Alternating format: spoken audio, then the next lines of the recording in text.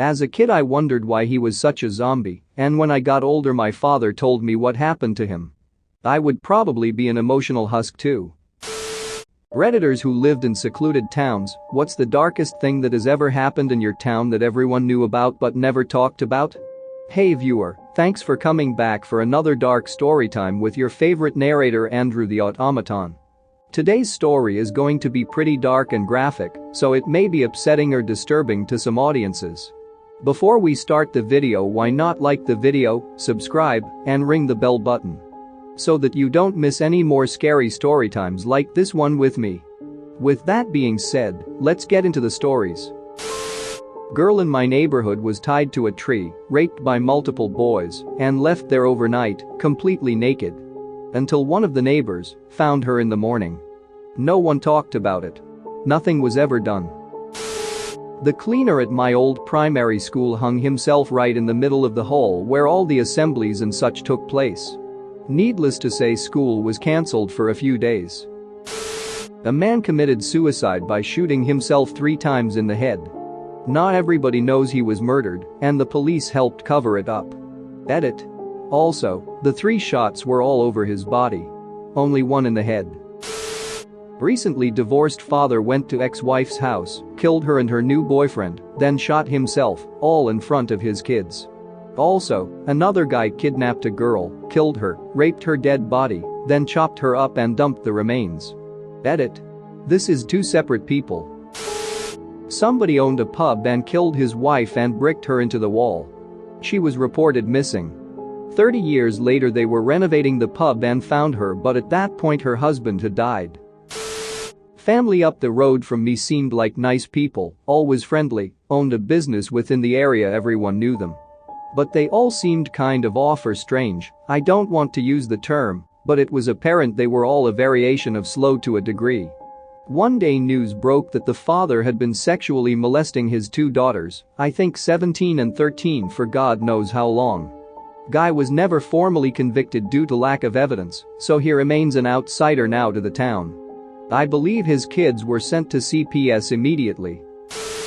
About 9 years ago, a guy lost his job at a nearby Kaiser, so he killed his 5 children and wife, and then turned the gun on himself. Before he shot himself he faxed a letter to a news station, explaining that the tough economic times we were living in left him no other choice. He also apparently indicated that he and his wife had agreed to this murder-suicide pact weeks before it happened. They had pulled their older children out of school and everything. A decently popular Chinese restaurant in town had one of the owner's babies walk out the back door and disappear. It was ducking heartbreaking, the parents on TV, and all in the paper. There was a big search effort. Eventually they found the baby's body stuffed into one of the cabinets at the restaurant. The mother had beaten the baby to death. I looked into it. She's serving 22 years then being deported. The place is closed. My dad getting arrested for child abuse was the giant scandal. Pretty much everyone was supportive for the most part, which I don't hear a lot of for small towns. Landlord went easy on my brother for rent until he got situated. People would periodically bring food to check on us, and it never felt like gossip. I used to live in remote Australia. The body of a girl about 17 to 18 turned up in the middle of nowhere. I mean nowhere. The nearest house was 40 km away. The road was red dirt. Some drovers found her nearly decomposed. No one knows who she is, no one knows where she came from. The only theory they have is that a river flooded and brought her down from Darwin, and she's more than likely an international tourist.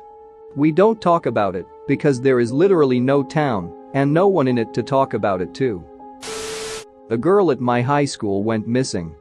Then about 2 months later the paper ran a story about how a local girl was abducted, taken to Mexico and gang raped, sodomized and several other graphic details. That girl showed up at school. She was there about 5 minutes before everyone connected the dots and she had to leave. It was sad as crap at the time. It's even sadder now that I am grown up and understand what happened. My small town paper is an asshole. 2 terrible things occurred. A very popular boy hung himself from a swing set in a town park. He was 17. At that time there had been a couple suicides of young boys in our area, But this one really took people by surprise. Funeral was terrible. He had one older brother and a sister. About 3 or 4 years later, the older brother hung himself at the same place on the anniversary of his brother's suicide. Terrible. My friend's 21-year-old sister was murdered in her house on Christmas. Came home from celebrating with family to find someone robbing her house. He beat and murdered her with a baseball bat. Ended up to be a kid she went to high school with. He ended up killing himself in jail. It's been 10 years and it's still difficult to talk about. I live in a small town in the middle of a few small farms. One of the farms has a sort of greenhouse flower shop. One of the owner's sons committed suicide in the greenhouse. Later that year, the father went into a field just outside of town and shot himself. His body was found by some kids going to school. Nobody talked about it. Edit. I'm actually from Canada in a very small town, only about 700 to 800 people. It's the kind of town where everyone knows everything about everyone, even without people really talking about it outside of their own homes, hence how I found out. The screenshot of Belle Plaine is interesting because I live near a town called Belle Plaine, but I'm not the same one. It's crazy how many similar stories there are. In my hometown, there was a girl who hid her pregnancy from everyone. She gave birth in her family home while everyone was out, but hemorrhaged and fainted. Her dad found her and took her to hospital, where they proceeded to ask him where the baby was. He didn't know she was pregnant, but went back to the house to find the baby. He found the baby in a bucket in the cupboard. She had stabbed it multiple times with manicure scissors. She claimed it was dead on delivery, but the autopsy proved otherwise.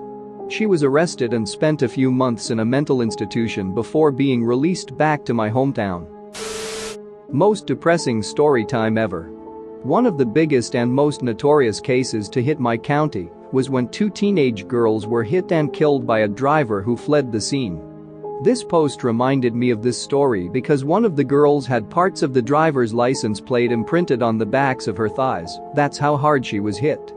The driver was drunk, went home after the crash, asked her son to hide the vehicle, but first he needed to crash it into a pole to create some damage to cover up the hit and run damage. The kicker?